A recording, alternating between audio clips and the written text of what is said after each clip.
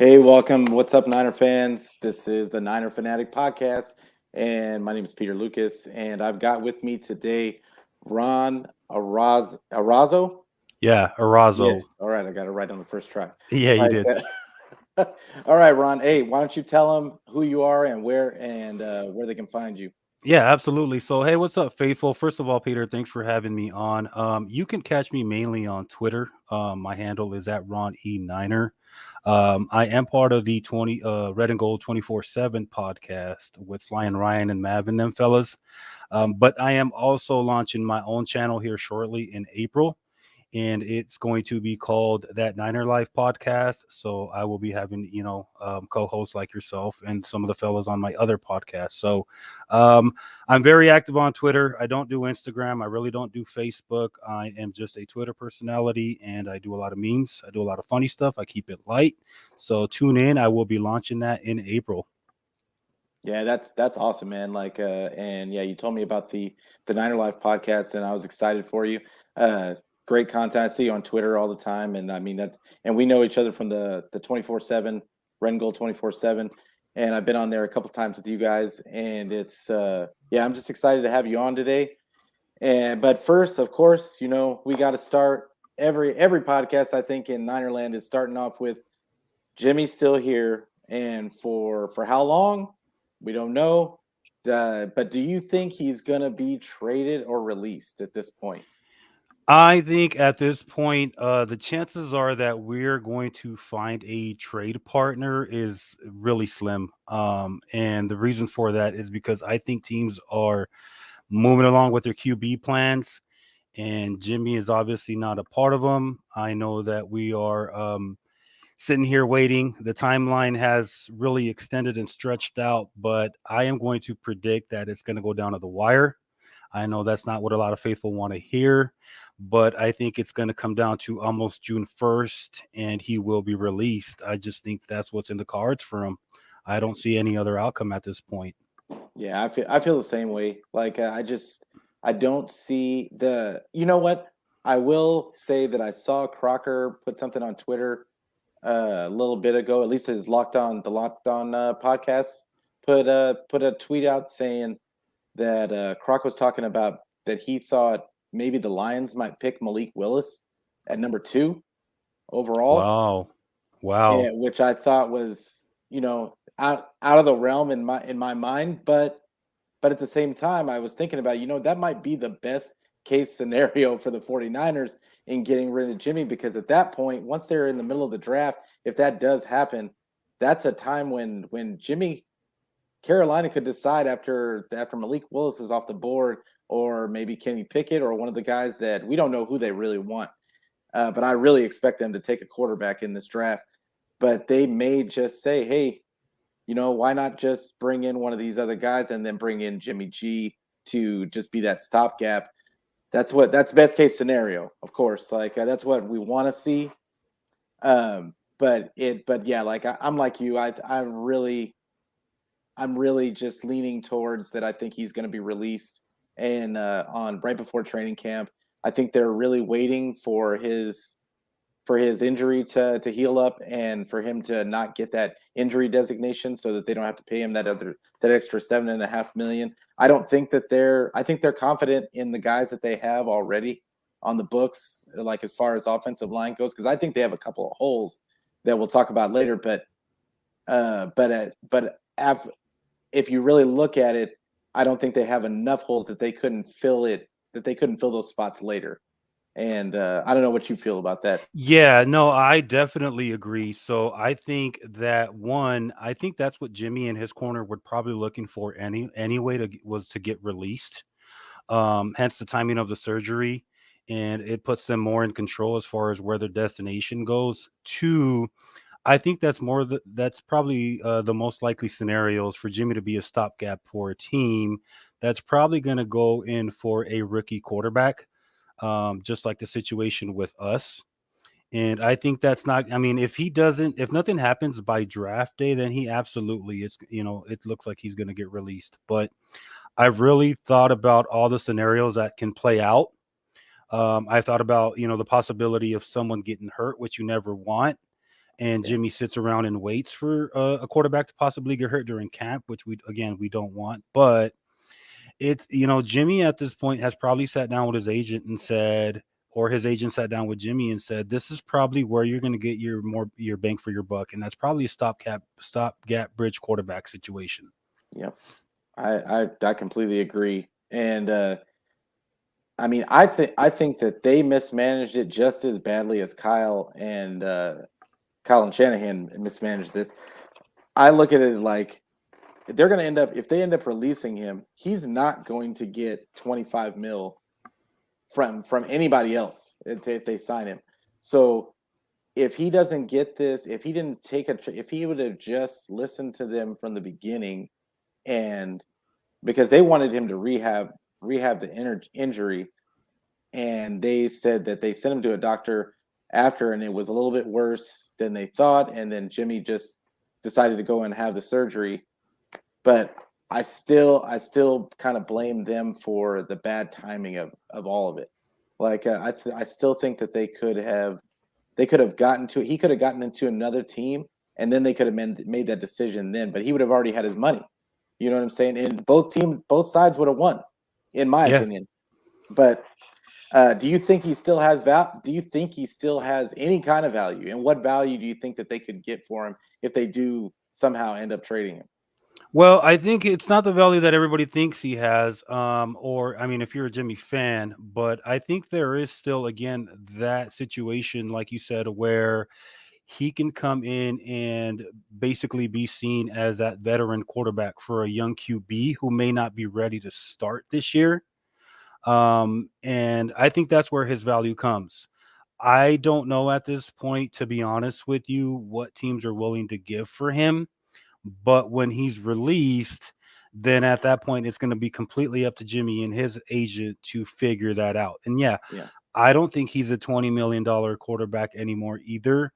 I think he's either a backup, and he needs to come to terms with that, and or he's going to come in and basically be that leader for a year, hopefully play his way into a starting role next year.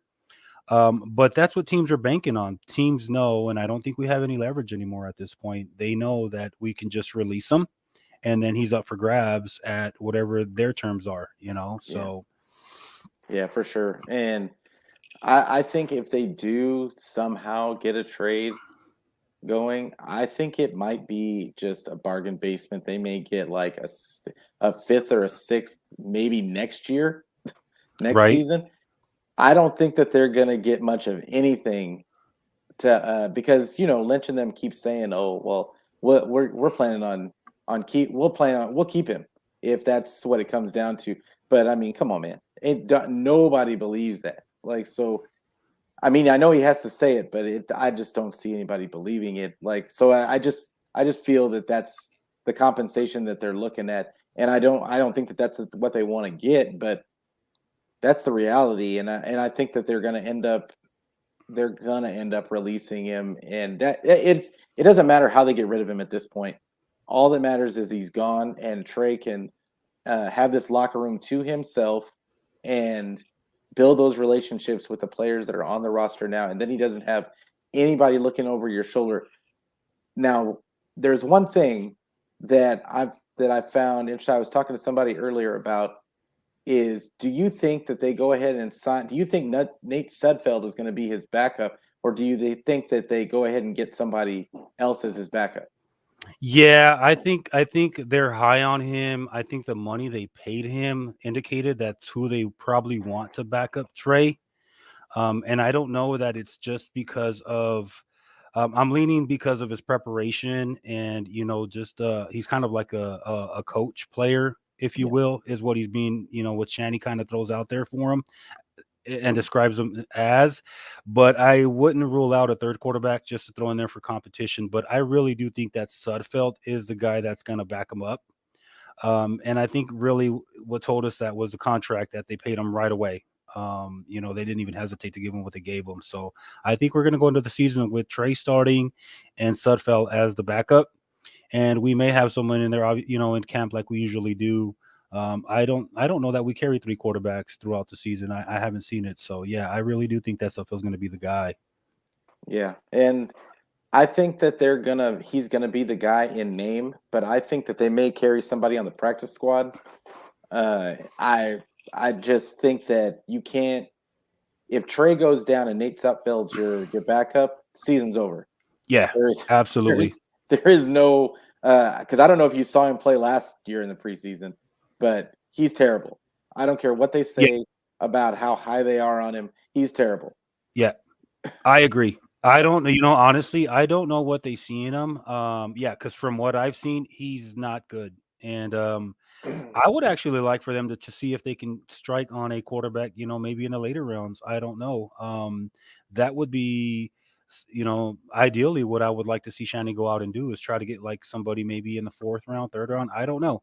But yeah, I am nervous about Sudfeld being the backup quarterback. But I think that anybody that was reasonable, like Tyrod Taylor Mhm. or any of those guys, they're already on a different team. So that backup situation is not looking good. Yeah, I look at some of the guys because this is not a good QB class. But with that being said, in the draft, with that being said, there's some guys they're kind of just all about the same talent level. I shouldn't say Hmm. the same talent level, but there's a lot of mid guys in there, and the guys that nobody's thinking about, I feel like are going to go undrafted. And there's a guy out of Notre Dame, Jack Cohn, that I've kind of been looking at, and he's a tall guy.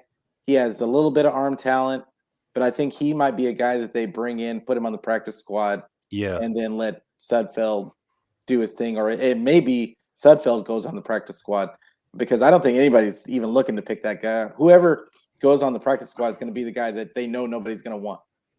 Yeah, I was kind of surprised that they paid him so early in the offseason and they just named him the backup right away.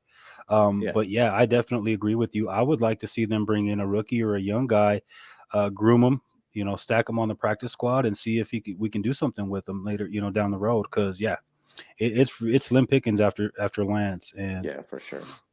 But so they have the owners meetings going on right now, the NFL owners meetings, and it's been a lot of good sound bites, to be honest, like from the 49ers and John Lynch and Kyle Shanahan and had their press conferences. Jed York got interviewed today, and they said, I know I didn't put this in our notes, but they said something. Jed York said something today about that. They asked him a question about how he would feel going with Jimmy into the season, and they were comparing it to Montana and Steve Young, and I just don't even. I felt like he should have shut that down as soon as they even asked it, and just been like, there's no comparison really, but he didn't. He kind of just went with the question and was pretty much saying like, well, that's a good problem for anybody to have if you want to really compare the two. I don't know how you felt about the way he answered that. yeah, no, so I agree with that. I think so. I want to give them credit for actually all being on the same talking points. It looks like they're very in sync with what they're saying in front of the media, and neither one of them is contradicting each other. That's true. But that definitely causes some level of frustration with the fan base because it's very contradictory to what they're actually doing. So what they say and what they do, what they're doing, it's conflicting.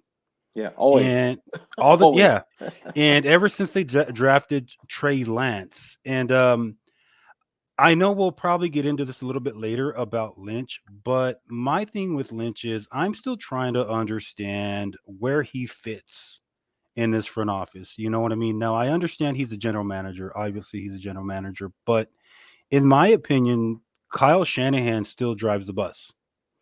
But John Lynch sounds more and more like a used car salesman to me. And he just sounds like a guy who's trying to sell you a lemon at maximum price. And that's where I think that's where the frustration within the fan base, the faithful, just it opens up a lot of questions. Yeah. But I do give him credit for coming out, and I did hear Jed York say that kudos to him for actually. I mean, we all remember what happened with Jim Harbaugh, but it seems like he has a lot more patience with these two, has a lot more faith. But they all are out coming and saying the same thing They're all with the same talking points. And they seem to be all on the same page as far as still ramping up Jimmy's trade value. Yeah, and this is the thing that a lot of people miss because I think from year to year we kind of forget about some of the original reasons why these guys were brought in the first place. John Lynch wasn't brought in because he had experience; he had no experience.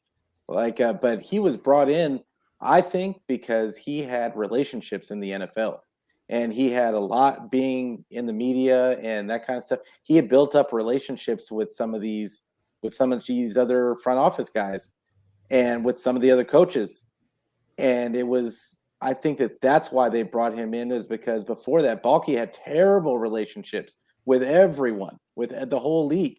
So I think but I think that him and Shanahan are them bringing them in at the same time was perfect because they're all on the same page at all times, just like you were talking about. They're all on the same page. They all know what the goal is, and even if we don't necessarily agree with it all the time, we can't really argue with the results. Yeah, they've had their injury issues, but at the same time, if they've been even somewhat healthy, we've gone to a Super Bowl and we've gone to an NFC Championship game, which I think most teams would kill to have.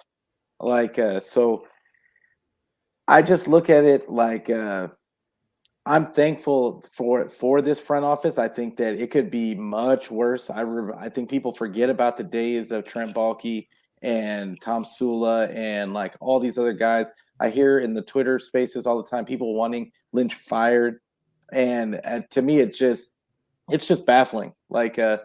It cracks me up, and yeah, I just don't. I don't know how you feel about Lynch, but Yeah, no, I definitely get what you're saying. So, I really point sometimes my frustration more towards Shanahan than I do Lynch, but you're absolutely right about Lynch. He came in to patch and amend those relationships that were somehow broken under the Balky regime, and I get that.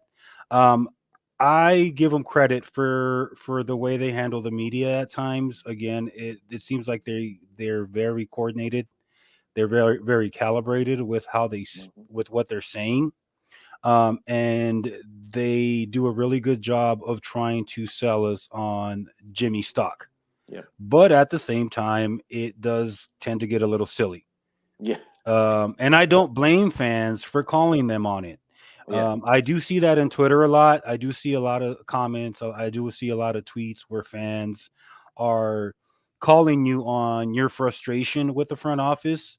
hmm I don't tend to hold anybody or criticize anybody for being frustrated because again, a lot of it is conflicting. yeah, And that's really where got to step back and say, well, that's their job. That's what they do.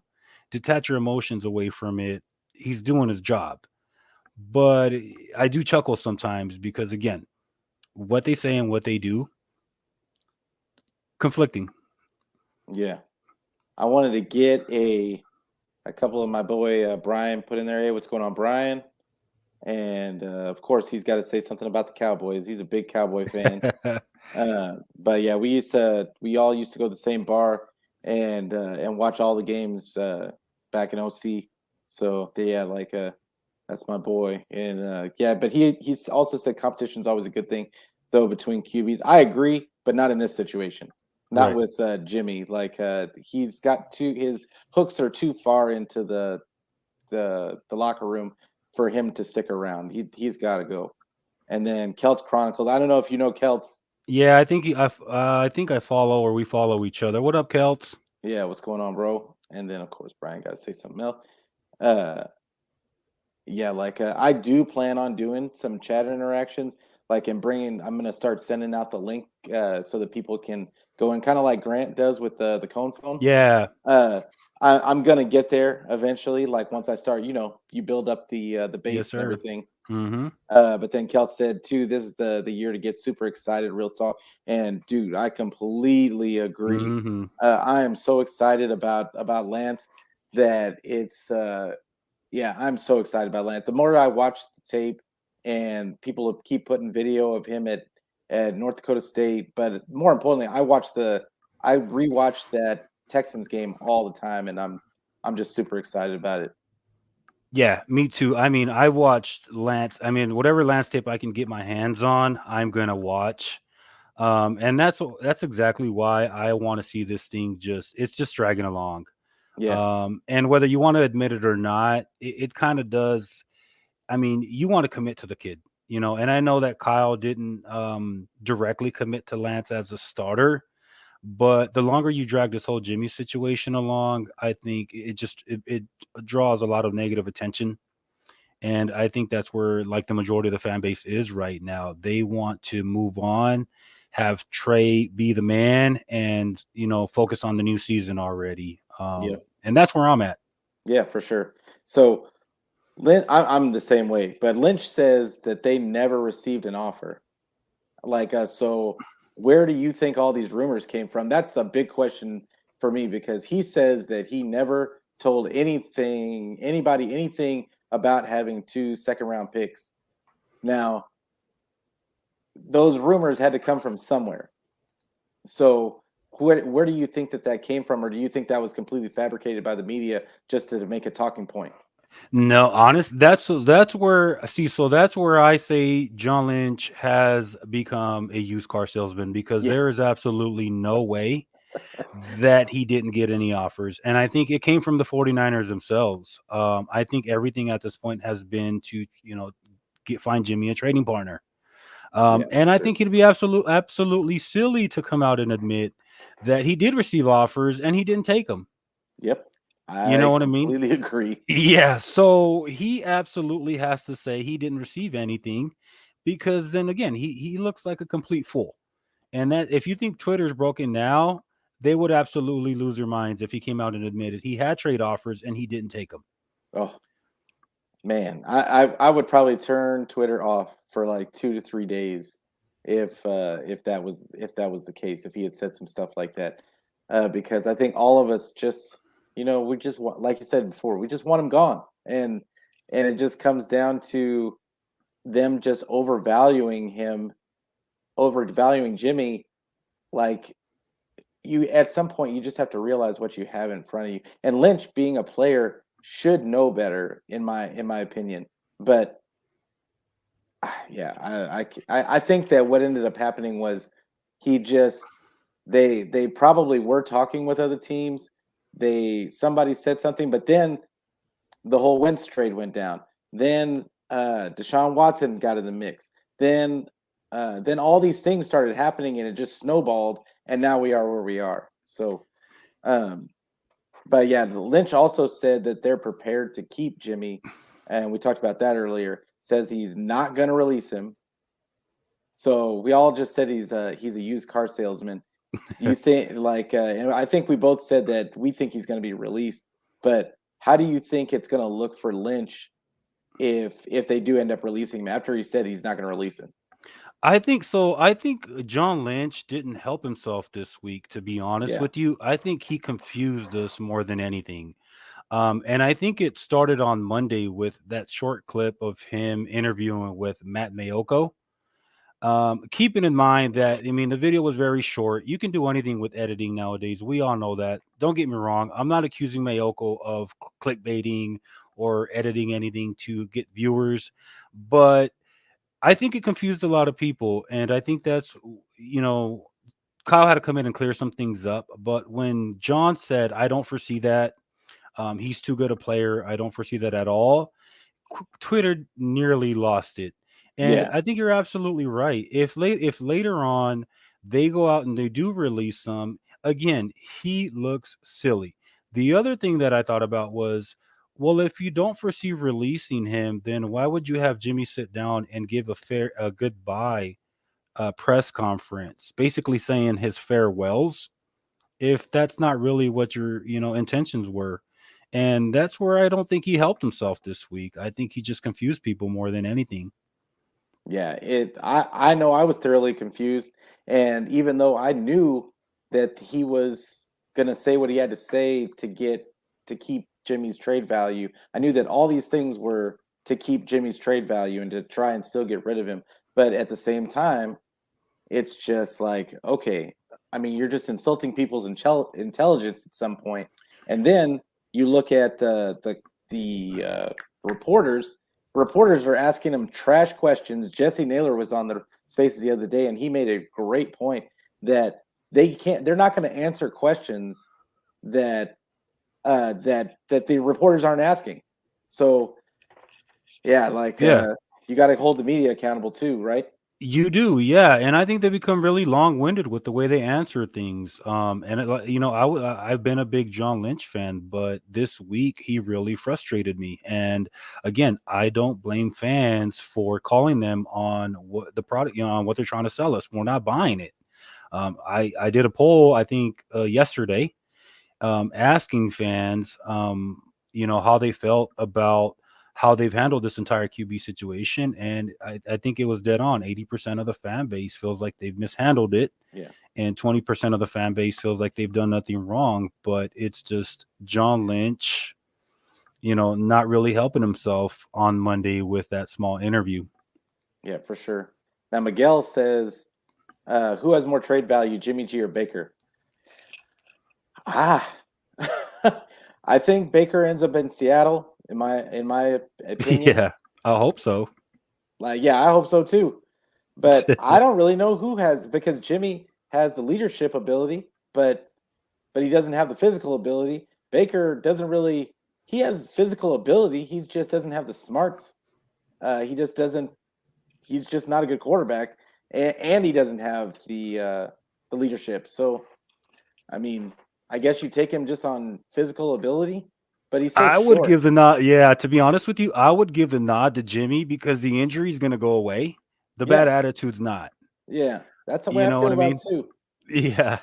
So I would say Jimmy has more more trade value than Baker Mayfield at this point. I think Baker really hurt himself. Yeah, me too. Me too. Oh, my boy Brian said it seems like you know your stuff. So congratulations, you get his stamp Thanks, on the brother. table. Hey, he gave me. Yeah, hey, I appreciate it. And then Kelts says, I think they have had a behind the scenes handshake since Peters went and interviewed twice last year with Carolina about Jimmy. Man, I hope so. I hope so. If that happens, I think all will be forgiven. I think at the end of the day, if they can get rid of him during the draft, and then sign a couple of not of kind of off the radar free agents after the draft, I think that a lot of this stuff will be forgiven by fans. Oh yeah, absolutely. Yeah, right now, yeah, absolutely. Those are the two teams that I actually had was Carolina and New Orleans. And I think New Orleans was a real possibility. I don't know what happened there. I think the surgery happened there. But yeah, absolutely. Carolina would be Jimmy would be good in the NFC South. It's wide open. It's wide open. It is wide open. I mean, that's especially now that Matt Ryan's gone. Matt Ryan's gone. I mean, who's in it? I mean, they've got who they just signed? Well, Brady, Mariota. Brady, and then look Yeah, at you the got Saints. Brady. Yeah, they got Brady. Look and at the Saints. Jameis Winston. Yeah. And then they got Mariota down in Atlanta. So it's wide open for him. That's a perfect situation for him. They got a good defense. And I mean, here you go, Jimmy. You're a franchise savior. Go save Matt Rule's franchise, job. Yeah. I mean, I thought that I don't like Mariota. Everybody was kind of happy with they were kind of wanting him to be a backup for them. I just don't like Mariota. I've never liked him. And I just thought that I think he is what people thought Herbert was going to be. And Herbert ended up being way better at throwing the ball than everybody thought. But I think that Herbert is what everybody wanted Mariota to be from the beginning. And it just didn't pan out because Mariota is he's kind of they talk about Lamar Jackson being a running back that throws the ball. Mariota is a running back that throws the ball. Yeah, I absolutely think Mariota's broken. Yeah, I don't know if he's fixable at this point. I had high hopes for him, but he had his chance, and I don't think. I don't know. I really don't see him bouncing back, to be honest. Yeah, now Lynch did say last thing about Lynch. Lynch did say that that he thinks Dee Ford is done. Now, with that being said, it's unfortunate for D Ford to go down. I mean, I think we all every year we kind of wanted to see if he could work his way back. I think a lot of us knew by last season that really wasn't gonna be the same guy ever again. And I think they had an opportunity to cut him last year, and everybody kind of thought that they should have. What do you think about that? And then them actually restructuring him this offseason. Now they've got to carry that money into next year. Yeah, I think sometimes we tend to hold on players a little bit too long. I think that, one, the Chiefs knew something about D Ford that we should have known as well. We paid him a lot of money. But to answer your question, sorry, D Ford, but good. Yeah, I was kind of hoping that we kind of handled that like the Weston Richburg situation, where he kind of casually just retired and saved us that money. But D Ford's not going out like that, even though no, he's played about 18 games and made 45 million, something like that. yeah, But yeah, I think it's time. Yeah, I think it was time last year. yeah. Because I think Richburg had already gotten paid. Like I think he was paid by because he came from the Giants. He was already a vet. Like D Ford was still a young player, and the True. the Niner contract I think was his big contract. So I fully expected him to not give up that money. Yeah, But that's a good it's point. but at the same time, like I mean, because I think we always expect like why can't you just go away, man? Just go away and Right. so we can save this money Right. Not gonna and happen. get some other guys like be a Niner man. Yeah. I mean, but it's so disappointing because you can see how he was a game changer. He can be such a game changer, but Yeah, it's um, unfortunate. yeah, he's just one of those contracts that we completely, dropped the ball on. It's like that McKinnon, the Quan Alexander contract, and I think those contracts had to be made to draw free agent attention, but it Yep. just didn't work out, and it's definitely unfortunate. I mean, how long was he with us? 3, 4 years? Yeah, I think it was. I mean, he came the year 2019. Yeah, So yeah, he's been with us for 3 years, and he's just never been able to stay healthy. And but everybody, but honestly, I think our defensive line, and I know this is blasphemy for a lot of Niner fans, but the reality for me is I think that the 2000 last year's team, 2021, I thought that defensive line was better than the 2019 defensive line. yeah. Uh, I think they were just way better against the run. They were way better just overall, just steady pressure. Uh, They were deeper. yeah, They exactly. were deeper, a lot deeper, because they had Amenahue. They had guys who could come in and still be impactful. And it seemed like the 2019 D line, like it was very shallow. Like we lost DJ Jones, and we kind of were screwed.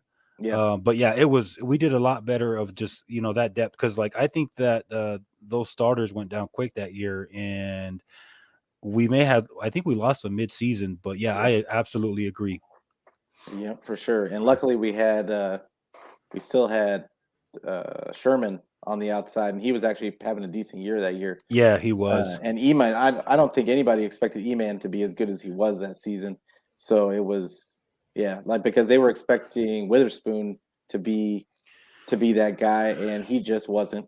He wasn't, man. Yeah, Spoon, brother. I mean, he's with the Steelers now, Yeah, but yeah, he didn't work out. Yeah, I agree. We probably would have got roasted this year, even worse. yeah, But that D line held their own. So kudos for them to putting together some good depth at that line, which kind of saved the season when they had because it was Willis that blocked that punt. So yeah, yeah, for sure. And yeah, Jordan Willis, he's going to be back this season. I think hmm he's going to get a chance to shine. I think a sneaky, everybody wants the big name. All the 49er fans want the big name. But I think a sneaky guy to watch, and I don't even know if it's sneaky, but Ebicom, I think, really came on at the end of last year, especially in the playoffs. I think this is gonna be his second year. He's gonna have a full OTA, full training camp in with Chris Kasurik. I'm looking for a breakout from him, and then rotating him with Kerry Hyder, I think is going to be. It's potentially really makes our line just beastly. Especially it's going to be Eric Armstead's first year from start to finish on the inside. and then they're they're gonna start Kinlaw. Uh, so it's those two together. If Kinlaw can stay healthy, I think it could be potentially really our line could be monstrous. Yeah, I agree. So to be honest with you, I was a little critical of Ebicom this year, but you're absolutely right. I think his injury slowed him down a bit. He did come on towards the end of the season. For the 12 million he was getting paid, Yeah, I criticized him a little bit too much. But with Hyder now being back, I think that we look pretty good on that side. So yeah, hopefully he does have a good year this year because when I saw him with the Rams, he looked explosive. And when he was playing with us, it looked like he was playing through injury, and then he finally sat out a few games. So, yeah, he may be a breakout this year. yeah, for sure. So now let's move on to the Shanahan side of the owners' meetings. Shanny says he actually said Trey is the starter without really saying he's the starter. And it's I thought it was masterful the way he kind of handled that whole press conference and the way he handled those reporters. It was but I think one thing that really surprised me was he seemed surprised in the situation where he said when they started talking about is Jimmy still going to be there, if Jimmy's still there, like how do you see that working? And he seemed surprised by the question. Like, I mean, you guys know he's gone, right? Like, it looked like he was thinking to me, you guys know he's gone, right? Like, we're not going to keep him. And I thought that was interesting. I don't know how you felt about it. Yeah, so I think he was a big sigh of relief amongst the fan base, and especially on Twitter when he came out and spoke on Tuesday. I think he cleared a lot of things up. So that was really good. Um, Yeah, although he did not name Trey the starter, yeah, you're right. Everything that he said indicated that, that's the way he's leaning. And I think that's what kind of put a lot of fans at ease. Like, okay, then he spoke a little bit about Greasy, but he kind of pointed the finger towards, yeah, we're leaning that way. So as far as being surprised about Jimmy, I think he kind of low key threw some shade with the surgery comment that he made. That Yeah. surgery. Yeah. So, in my opinion, the way I saw it this week was John came in, frustrated the hell out of us a little bit. And then Kyle came in and clarified a few things, even though they were still on the same page with what they were saying about Jimmy. I think it was good to hear from Shanny on Tuesday and just hear some of the things that he said about Trey, because I think that's what we're all waiting for at this point. Unless you're a hardcore Jimmy fan, no offense, but we want direction. I think we want a little bit of clarity. I think we want a little bit of transparency at this point because it's just been a circus. Yeah, absolutely. Like, absolutely. And I don't know if you saw, and I can't think of his name right now, so I'm not even going to mention him. But there was a tweet by one of the the main national guys, and he talked about Trey Lance, and how he replayed the Shanahan interview, and he's basically said that Shanny, obviously, he says maybe they're really excited about Trey Lance, and everybody keeps talking about this quarterback controversy, and the way Shanny was talking is there really is none. Yep. And yeah, I thought it was a really good man. I wish I could remember his name, but and I should have wrote him on my notes. But I saw it last night after I wrote him. But it was a great breakdown of the whole owners meetings, and I think a lot of the national media is really kind of gravitating towards the 49ers because we make stories out of nothing. Yeah. I guess so. But yeah, I don't know how you Yeah. felt about it. I don't know if you saw the interview I'm talking about. But it came. He tweeted it out late last night.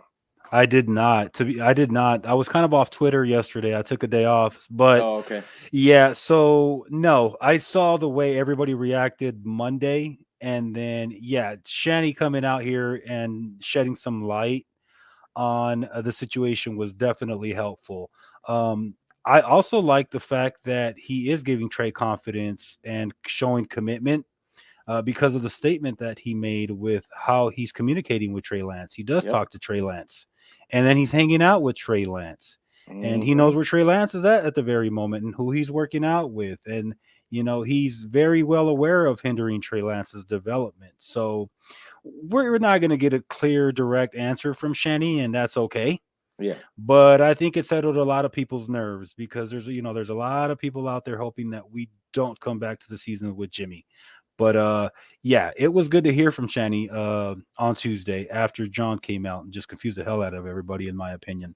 Yeah, and you're talking about shade, where you that was the part where he really kind of threw shade at Jimmy because he said they asked him about, oh, well, are you in communication with Trey and Jimmy, and he said, well, I mean, Jimmy's not really a good communication guy.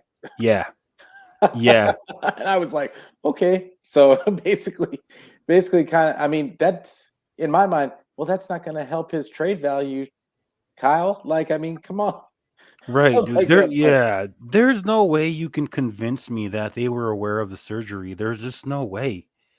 yeah, You know what I mean? And the way John Lynch acts about it and the way Kyle Shanahan acts about it, it's completely different. Though they're kind of trying to say the same thing.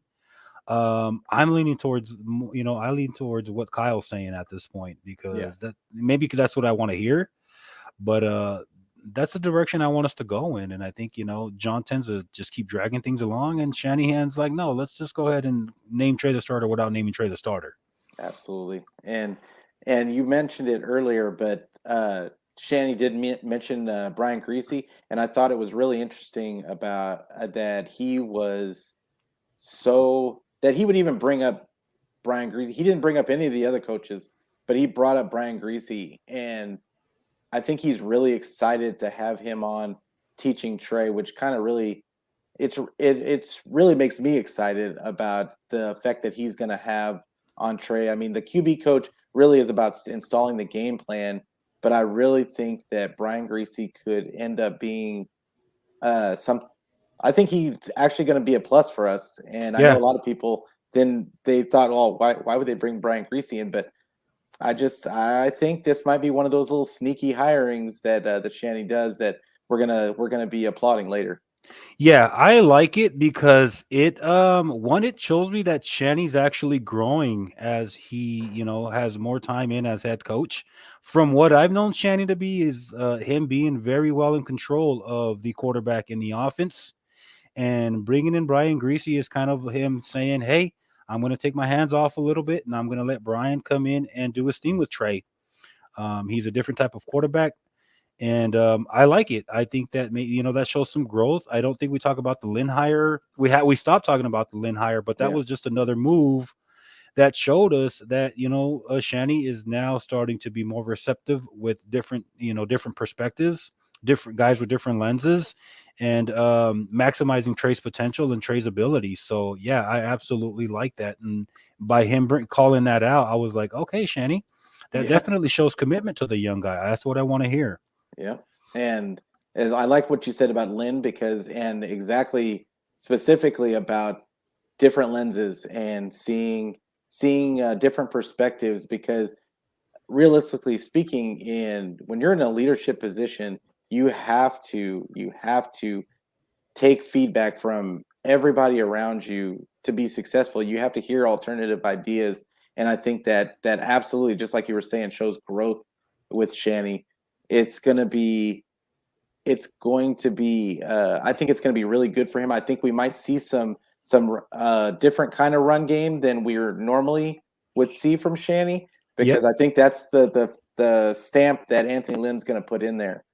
And yeah, I'm extremely excited about this coaching staff that he brought in because it's a lot of he brought in some guys that people know, but he also brought in some guys that they had been grooming up like on their scout teams and different kind of stuff that I think nobody's heard of, but just like nobody had really heard of Mike McDaniel before he became our offensive coordinator, they're going to hear about him by next season. Yeah. So Yeah, absolutely. And you're dead on right with the leadership. That's where I've been really critical of Shanahan is just I think there's been a lot of stubbornness there at times. I think there's been some arrogance there. And I'm starting to see a little bit of growth at the head coach position for Shanahan. So I'm excited to see, what changes he's made. And sometimes I do wonder, with McDaniel leaving, did he take a lot of the playbook with him? and that kind of forced to bring in somebody else with different play calls. I don't know if that's it, but I'm going to give Shanahan the benefit of the doubt. That's just the kind of guy that I am. That he is actually learning, and he's got this Ferrari. May not know how to drive it the way it needs to be driven, and he's bringing other people to help him drive it. So it's good. It's all the way around. I think it's good, and I think we definitely have a really good coaching staff this year. I know a lot of folks were bummed about some of the coaches that left, but I think some of the moves and some of the replacements that we brought in, I think they were good moves by him. So I'm definitely excited about it. Yeah, absolutely. And just like Kelts said, 5 new coaches they brought in have Super Bowl rings. So Yeah. I mean, and I think that's an aspect of the Charvarius Ward signing that people forget about too, because a lot of people were kind of saying that, and I was one of them, that he's more of a man corner and that he doesn't really normally do too well with zone, but they may have brought him in because they want to go more to man. They had started going a little bit more to man this last season, but that might be a signal that they're going to do even more man and some more man press. And then he's won a ring. He's won a ring. He's been through the wars with the Chiefs, and I think that had that was an aspect of the signing also. Yeah, I think it's that's Kyle finally hopefully understanding that he's gonna need help, and he's gonna need people with experience and championship experience to get us over the hump. And he's making those. I think he's making the moves he needs to be making, and he's adjusting. I'm not really big of a zone guy. If you run it 80 to 90% of the time, I like man, especially when you're blitzing, which we don't do a lot of, but it probably points to us maybe putting a little bit more pressure. So yeah, I like the Ward signing. I know a lot of fans had questioned the amount of money he got, but again, it's all starting to point towards Kyle Shanahan understanding that he needs to get over the hump, and he understands where he has holes, and he's looking to fill them. So yeah, it's good. And the way that they structured the money, it ended up being, it's not as bad as we previously thought. Like, I mean, it's really kind of backloaded, but next year is really when he gets the big payday. So, yeah, we'll see. Like, because the salary cap's supposed to blow up next season. Yeah. So, and then they're going to get another TV deal. I'm sure probably the year after that. Right. And they're supposed to be getting Amazon money because I guess Amazon's taking over the TV deals. So I think it's going to be good. But any free agents that are still out there that you possibly think could be targeted on the cheap right now? I think that there's going to be more after OTAs and after minicamp. But right now, anybody you're looking at that you think they might target? Well, I would like to see another veteran. I mean, Matthew's out of the question. I think he's a little bit too expensive, but I think we still need a little bit of help on the interior side of the defensive line. I think Hicks is out there. We may be able to get him for cheaper. I know we just signed Hyder, but I did like Ingram. He was out there for cheap. But Yeah. I would like to see because we still don't know about Kinlaw. You know what I mean? We still don't know about Kinlaw. Hopefully he's good to go. I know we signed a guy from the Eagles. Yeah, the Ridgeway. Yeah, to take DJ Jones's spot. You know, they got this sort of the similar build, and I think they're gonna try to do the same thing with DJ. But I think Hicks is out there, and I think Hicks may be cheap. But I would like to see somebody on that D line. I don't know where at, but plug somebody at the D line. Yeah. You?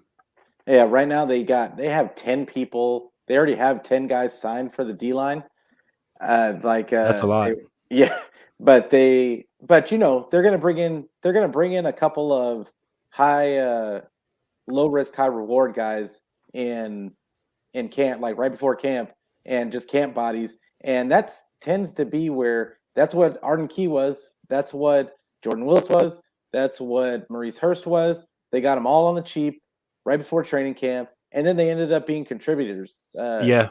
So because Chris Kasurik, and it'll just be. I think that they need to bring in a couple of, see if they can trade one of these draft picks because they have 9 picks in this Yeah, draft. they do. I think that they need to trade one of them to get an actual proven player at the safety spot. That's Yeah. what I Yep. think needs to happen. That would be a good move. Yeah, I see. Look, are you big on Matthew? Would you like to see Honey Badger come? I would love to have him on the squad because once again, it comes down to that Super Bowl experience. Yeah. And I think that he would be tremendous on this defense, especially next to Jimmy Ward. I think him and Jimmy Ward would have tremendous chemistry. Like, but at the same time, they're not going to pay him, and I'm just hoping that he's above that. Like, Yeah.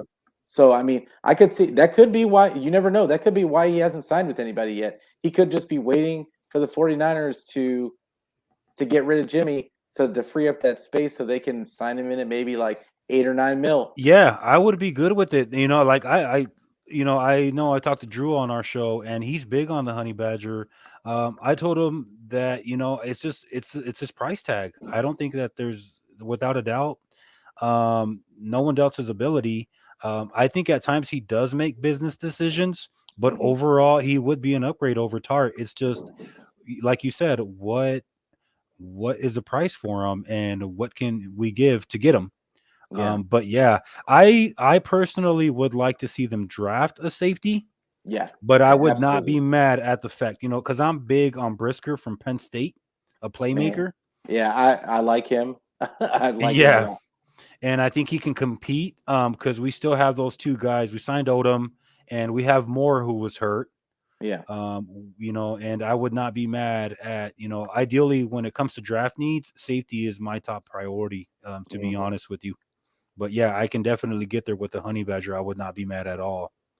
Yeah, and I when I say that I'd like to see them trade for a safety, I'm thinking that Denver has a guy. They have a well, he's a second year player, but Jamar Taylor from Mm, he played on Indiana last year. That he's not even getting a sniff of playing time, but he's really a really talented guy. I think they could probably get him for cheap, cheap. and like maybe even a six round pick or would kind of pry him away.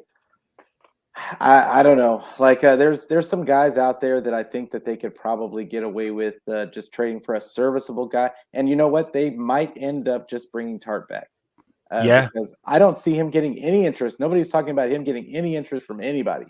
Yeah. And you know what? I mean, other than the interception, prior to that, he didn't have a market because he was on a 1-year deal. Yeah. And I Is mean, it we were paying injuries? him dirt cheap. Like it was like 1.1 million. Yeah, it's injuries. The guy is Yeah. just injury prone, and I feel bad for him because last Hmm. season was probably the first season that he had where he was. I think he only missed like a couple of games, but yeah, he's always injured. Yeah. And I think teams, if they're going to invest in you, they want to know that you're going to be there. Right. Yep. So it's Yep. we'll see, but I wouldn't mind them bringing him back on the cheap, like maybe 4 or 5, like 5 or 6 million, and then bringing in bring in a rookie like Bresker. I would like to see them.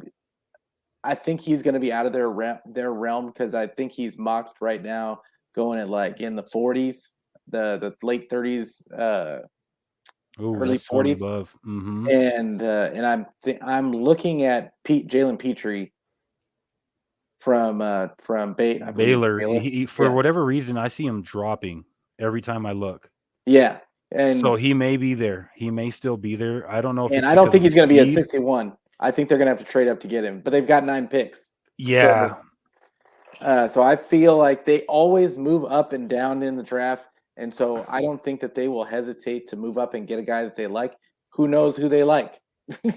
Because every year they shock the hell out of us. We think that we have these mocks done, and we think we know what they want, what they Right. should get, and they never get who we think they should get, especially in the first or second round. So Right. Right. And I mean, so I know they were at the Penn State Pro Day, which made me happy. yeah, I don't know that you get a impactful edge guy in the second round. I don't know if you do. I think in the second round, you probably want to go safety if you can get a good one. But then mhm. you think about them signing Odom, and what they're paying him kind of leads me to believe that they do expect him to compete for a starting role. So that just, I don't know, and then Moore's there. Like you said, they may look. What if they bring Tart back? Yeah. And yeah, So like if you have Tart back with Odom, like kind of in the mix there, I think that would be. I don't have a problem. I wouldn't have a problem with that. yeah, because if you look at Odom's stats, they're pretty good, dude. Yeah. I mean, he tackles well. He's got interceptions. He didn't start a lot. He wasn't a full time starter. Obviously, he was an All Pro special teamer. Yeah. So there's a lot of upside there, but it gives me reason to believe that they're bringing him to compete for that starting position. I don't know if it's just special teams. Uh, I don't know. Yeah. So if they do bring Tart back, I wouldn't be mad at it either. But I don't know that Tart's going to be starting if he does come back. Yeah, but with all the signs that they have, and if you look at all the guys except for Jimmy Ward in the secondary, all of them are young. Yeah. And, and so it Yeah. makes me think that they're looking to go young into a youth movement, and they want the guy of the future. And I don't know if Odom moves the needle as far as that goes. I think, like you said, I think that he's obviously they brought him in for special teams because their special teams were awful. Like, Mhm. but I don't know if he's gonna be a star. I'd love to be wrong. I'd love for them to just D'Amico would sprinkle some of his D'Amico dust on this guy, and all Right. of a sudden he's a world beater like the rest of the Yeah. defense. But I mean, who know? Who knows? Like, I once again, we just don't. It's impossible to guess with this front office and with this team because just when you think Right. you have them figured out, they just go and draft Aaron Banks. Right. So They're gonna drive you nuts. Which is another thing. So Shanny came out and said that he was really high on Aaron Banks. So yeah, I know a lot of fans are really concerned about the O line. I am one of them, me but too. I am starting to believe that they feel like they have who they need on the roster now. Um, so yeah, that's one thing I did. I was like, okay. He said they were ready to put him in last season, but they started gelling, they started winning, and they just kept them out. So I don't know. For what it's worth, Aaron Banks may be good. We don't, Yeah, I hope so. Like, I hope right. so because they drafted him high. I hope that fills the left guard spot. But now Yes. you look at, right guard, and okay, you assume maybe they're going to put Jalen Moore in there, but then you've got McGlinchey's injury that they say is he's on track, but they also said that about D Ford. They also say that about everybody, and like it's just I hope that McGlinchey's going to be okay, but I think in the draft they're going to have to draft another right tackle because if you're going to put Jalen Moore in the right guard spot, you could put Jalen Moore at that tackle spot. He played tackle last season. Yeah. So I Like think he spent the majority of his career playing tackle. I don't know if it was right yeah, or left tackle. I think it was left tackle He that he was, was used yeah. to playing. So McGlinchey's injury doesn't sound too good, especially for a guy that's what 6'7". Yeah, Yeah, that sounds career ending. yeah, And then we just picked up his option, his 5th-year option, of course. right? Of course, the way that works out. But it's to move in more to guard. I'm not saying it's not doable, but it's still a tough task. You know what I mean? So maybe he feels that because Compton went to the Broncos, right? Yeah, Compton got his bag and went to the Broncos. yeah, So I mean, but if that just and then what Brunskill's on a tender, he's a yeah. restricted free agent. He's probably coming back. They said he's probably coming back, but then they also got the forgotten tackle Justin School. Yeah, and then Colton McKivitz is still on the roster. Yeah, So yeah, I thought that guy was as stiff as a board when he came out. But he actually filled pretty. He looked pretty good. yeah. It was When he crazy filled that they in, put him in a left tackle. right? I mean, don't get me wrong. The guy's a dog. I seen a lot of his West Virginia tape, And Yeah. any guy that wears a raccoon hat, respects to him. But I think it's still overall. I don't think they're concerned as much as we are. Yeah. With the O line situation, so you can slide out more to take over for McGlinchey, and then you can draft the right guard. I don't know who they're eyeing right now, but Yeah, I think it's going to be a guard. I think it's going to be a guard that they draft for to be the eventual center. I think he's going to be next to that. I mean, that's what I think. That's what I would do if I was them. Is I'd draft a. There's a couple of guys in this draft that the people are looking at: Cole Strange, mhm. Chattanooga, and then I like Donovan West out of Oh ASU. yeah, yes, That's my guy. I that's the yeah, guy I want. Like, yep, but it just seems to me like a lot of people have been really kind of going towards the Cole Strange, and there was another guy that they were talking about, but I can't think of his name right now. But those two, I would be fine with either one of those, but I think that they could get another guy that's sneaky, like later on in the draft if they at tackle. hmm He played for North Dakota State. He knows Trey Lance. His name's Cordell Volson, mm, and he played. They run the run scheme mm. at North Perfect. Dakota State. So, and he seems real. If you watch his tape, he's pretty solid. He's pretty solid, and I think that it's probably going to be a learning curve coming to the NFL. But I mean, as a backup, maybe as a swing tackle, like or a Right. emergency vault, hmm I could see bringing him in just for at least for a camp body Right. and see what he's got. See what he could do. I mean, they went with Colt McKivitz. I mean, I Yeah, didn't think he was an NFL player, to be honest with you, but he's still yeah, on the me. roster, and I mean, he's shaping up pretty okay. Um, but yet, if they go Donovan West in that second round and he's there, I would not be mad at all Yeah, because I mean, Alex Mack, he's hanging on by a thread. So yeah, I wouldn't be mad at it at all. I am a big Donovan West fan. yeah. Yeah, definitely. Yeah, and I mean he could fill your right guard spot for the season and learning next Right. to Alex Mack, and then you put Jalen Moore on that right tackle spot if McGlinchey can't go, and if McGlinchey can go, then you got Jalen Moore as a swing tackle, Yep. and you still got School, and you still got McKivitz. So it's I think that would be best case scenario in my mind. Yeah, because Jalen Moore put out better tape at the Senior Bowl than Aaron Banks did, Yeah, and then he got run at the tackle position, and then he had a few blown coverages, and they just benched him. yeah, But you live and you learn. yeah. But Aaron So Banks looked terrible. yes, he Like I did. He mean, leaned a lot. terrible. Terrible. He leaned a lot, and he was overweight, a lot of baby fat. Yeah, Sorry, Aaron, but they said that's really what he spent the majority of his year doing was shedding all that weight. yeah. So Because he looked complete. They showed him in the playoffs. They showed him on the sideline, and he looked like. I mean, he had lost a lot of weight. yes, right?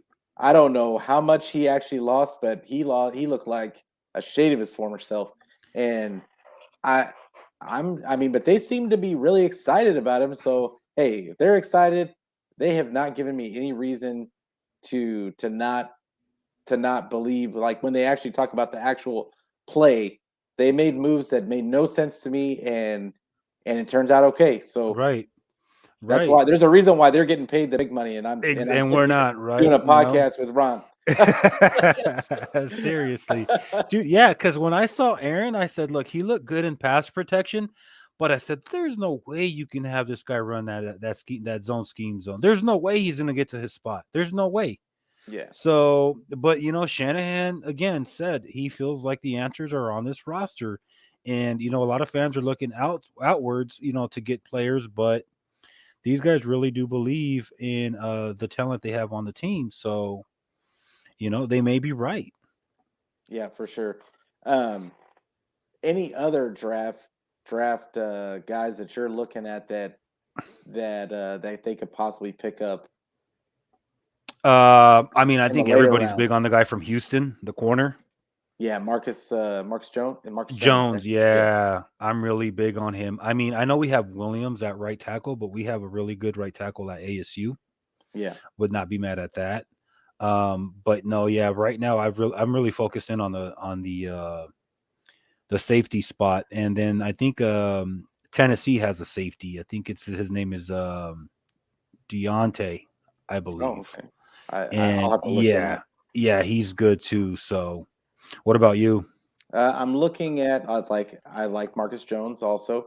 He is 5'8", like so I that kind of worries me a little bit. But Right. his tape, is his tape. Like he looks explosive, and I think he is a faster K1. That's what it looked like to me. Is he's willing to get his nose dirty in the run game, but he's quick. Like Hmm. he can disrupt those passing lanes, and then I like uh, Tyquan Thornton out of Hmm. Baylor. Like Oh yeah, yeah, yeah, yeah. he had like the fastest wide receiver time at the combine, but then also if you watch his tape, he's open all the time. They just have terrible quarterback play at Baylor.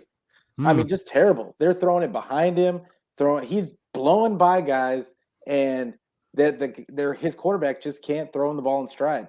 Yeah. And because he's not going to catch contested balls. That's the one knock on him is Oh he's not going to catch contested balls. He's a guy that if you can get him open, scheme him open, and get him the ball in space, he can. I think he could do some things just because he's so fast. yeah. But then I like I already mentioned Cordell Volson, and then Pierre Strong. He's another small school running back Mm. that they're going to probably have to take in the fifth round. I think he might slide to the sixth, but I really think the fifth is the sweet spot for him. And Super for fast us, running.